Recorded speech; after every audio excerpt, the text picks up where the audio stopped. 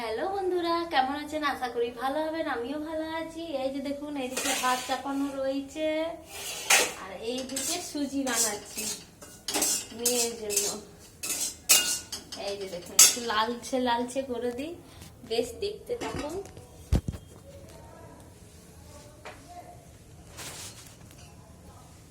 দুধ দিয়ে সুজি বানিয়ে দেবো, একটু লালচে লালচে করে দিই, ভাজা ভাজা, তারপরে দুধ দেবো। এই যে দেখুন, যা শীত করছে বাবা রে, প্রচুর শীত করছে।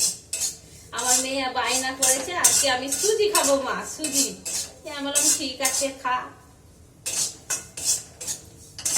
এই যে দুধ রয়েছে, ওর দুধ দিয়ে খুবই ভালো লাগে। সব দুধ দিয়ে দেবো, ভালো লাগে, ঘন ঘন করে দেবো। একটু সামান্য জল দেবো, সামান্য এই যে জল দিলাম, ব্যাস। ওর খুবই ভালো লাগে এই সুজি।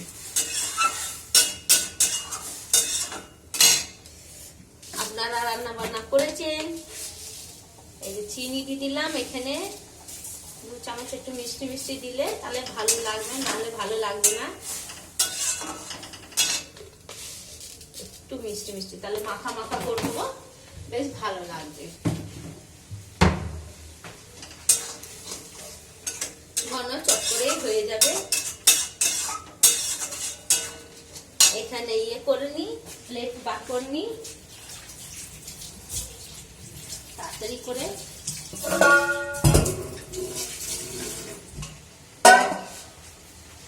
এই যে প্লেট বার করে নিলে এর মধ্যে বার করে দেবো। একদম শক্ত খাবে আমার মেয়ে।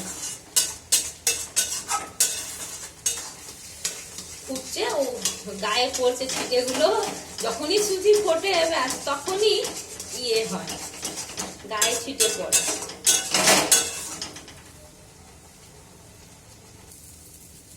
এই তো সুজি হয়ে গেছে, এই যে দেখুন।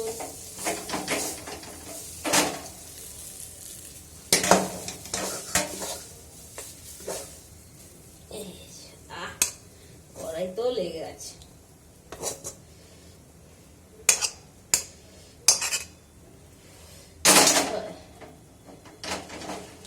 সেইভাবে করে দেবো, আর ঠান্ডা হলে পিস পিস করে দেবো, তখন ওর খেতে বেশ ভালো লাগবে।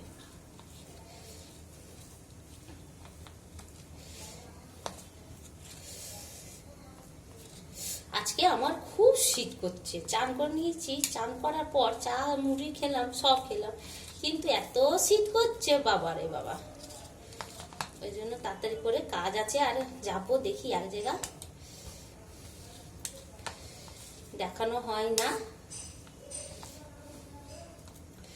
এটা ঠান্ডা হলে বেশ ভালো লাগে। এই যে দেখুন পিস পিস। হ্যাঁ,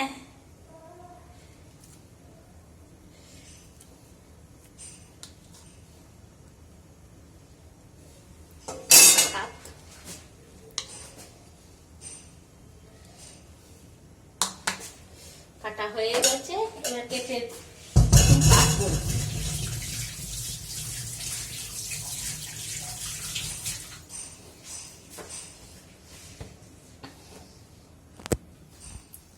এই যে দেখুন সুজি হয়ে গেছে, ঠান্ডা হোক, শক্ত হয়ে যাবে, দিয়ে আমার মেয়েকে খুবই ভালো লাগে, তখন পিস পিস কাটলে বেশ ওর ভালো লাগবে,